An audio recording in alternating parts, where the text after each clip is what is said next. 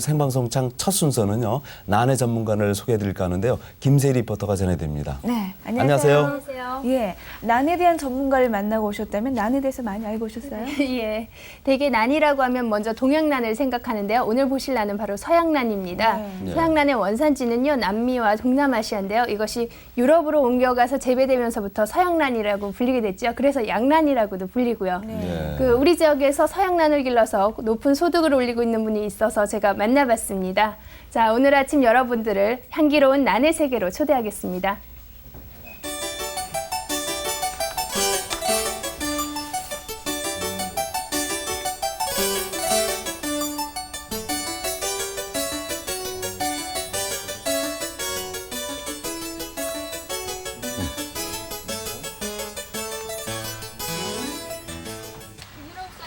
이곳은 전주시 평화동에 있는 화원인데요. 바깥 기온은 영하의 차가운 날씨였지만 안은 굉장히 덥더라고요. 안녕하세요. 예, 어서 오세요. 여기 있는 난은 주로 열대 지역에서 자라는 서양난이기 때문에 항상 높은 온도를 유지해야 되기 때문이죠. 난이죠? 이게 전부다요? 예. 와, 정말 많네요. 여기 비닐하우스 아니라서 그런지 이렇게 입으시고도 그냥 땀이 송글송글 맺히시네요. 이게 조금 지금 오늘 덥게 입은 사입니다. 어우. 원래 러닝만 입고 일을 해야 되는데 저는 오늘 춥다고 생각하고 그냥 너무 덥네요. 그래서 저기 IMF 시대에 돼가지고 예. 기름값 많이 먹었는데 저 먹고 있는데 자꾸 춥다 얘기하면 농민들은 아주 괴롭습니다. 예. 여기 온도는 어느 정도로 맞춰놓나요? 예, 저기 낮에는 보통 한 27, 8도, 야간에 한 21, 2도 맞추는데 여름 날씨네요, 완전히. 이 안은. 요즘은 기름값이 비싸가지고 예. 온도를 좀 다운시켜야 될 것 같아요. 야간 온도 아. 18도 정도로. 그래요. 그러면 그 난이 자라는 데는 별 지장이 없어요? 예, 18도 선이 일단 저기 생육 네. 최저 온도라고 그러는데 예. 네, 이 경제가 어려워지니까 난도 참 고통을 받게 되는군요. 예, 그런 셈인데요. 박관욱 씨의 비닐하우스는 규모가 15,000평이나 되는데요. 하지만 난의 종류는 서양난 2가지뿐입니다. 네, 너무나 예쁜데 보통 난이라고 하면 산비탈에서 자라는 걸 많이 봤거든요. 서양난의 경우에는 조직 배양을 하면 대량으로 생산할 수가 있습니다. 지금 한 12개월 됐습니다. 아까 그 어린 묘에서. 근데 다른 거 꽃이 안 폈는데 이건 꽃이 폈네요. 이렇게 생육이 빠른 것들은 한두 개 피는 게 있는데 이렇게 해서 한 2년 정도, 어린 묘에서 2년 정도 사이에 출하까지 끝납니다. 과거에는 오랜 시간이 걸리네요. 2년이라면요. 2년도 지금은 재배 기술이 좀 좋아져서 2년이고 과거에는 3년 이상 걸렸습니다. 예. 그런데요, 이 안에 보니까 뭐 흰 것도 있고 노란 흰 게 아니고 이건 전부 다 나무 껍질입니다. 그래요? 이 나무 껍질인데 안에서 이제 발효가 되니까 나무가 발효가 되니까 곰팡이 같은 겁니다. 동양난은 가느다란 잎새로 아름다움을 따지는데요. 그런데 이렇게 예쁜 서양난의 꽃을 경우에는 왜 꽃이 이렇게 우선입니다. 꺾으세요? 상하지도 않았는데. 출하 시기가 지난 거 아니면은 그 송이수가 조금 달려가지고 출하했을 때 좋은 가격을 못 받는 것은 차라리 내년에 또 꽃을 다시 받기 위해서 꽃을 짜는 겁니다.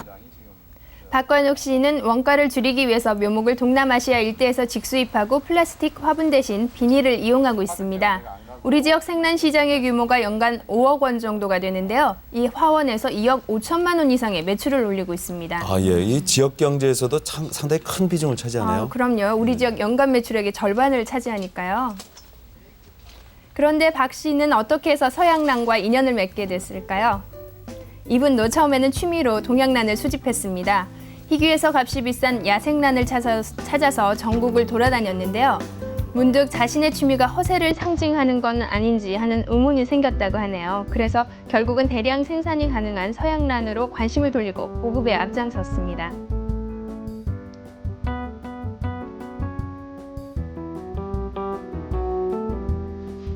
그러다가 1989년도에는 6년 동안 몸담아왔던 교단까지 떠나면서 서양난 재배에 매달리게 됐는데요. 사업 초기에는 서양난의 특성이나 또 원예 농사에 필요한 주변 여건을 알지 못해서 실패도 있었습니다. 하지만 그땐 이미 난의 매력에 푹 빠져 있어서 그만둘 수가 없었던 거죠. 네, 온 정성을 다해서 난을 키우는 것 같은데 과연 아버지나 남편으로서는 몇 점이나 얻을 수 있을지 궁금하거든요. 예. 네, 나는 온통 온 정신을 뺏기고 계시니까 서운하고 그렇진 않으세요? 물론 서운한 마음도 있지. 없다 하면은 그건 거짓말이겠고, 이제 보통 휴일날 같은 경우에는 보통 다른 집 보면은 가족 그렇게 동반해가지고 놀러도 많이 가고 그러잖아요. 근데 우리는 애기 아빠가 너무 시간이 없기 때문에 같이 동행을 못해요. 그래서 제가 그냥 아이들만 데리고 가는 경우도 많고 그래서 그런 때는 좀 서운한데 뭐 일 때문에 그러는 거니까 뭐 제가 이해를 해야죠. 박 씨가 택한 두 종류의 난을 비롯해서 서양란의 시장이 확대되고 있는 추세인데요. 현재는 중국이나 대만에서 수입된 동양란이 시장을 잠식해오고 있어서 걱정이 많습니다. 자, 그런데 어떻게 난을 골라야 할지 망설이게 된다고요? 자, 들어보세요. 난 고르는 요령 좀 가르쳐 주세요. 아, 난 고르는 요령이라고 하기보다는 저는 손님들이 와서 어떤 게 좋은 거냐고 물어보면은 제가 그렇습니다. 아까 저기 들어오시면서 아, 꽃 참 예쁘다고 하셨는데 내 눈에 예쁘게 눈에 띄는 게 예를 들어서 아, 들어오면서 보니까 이게 참 탁 눈에 띄더라. 그러면 이게 좋은 꽃입니다.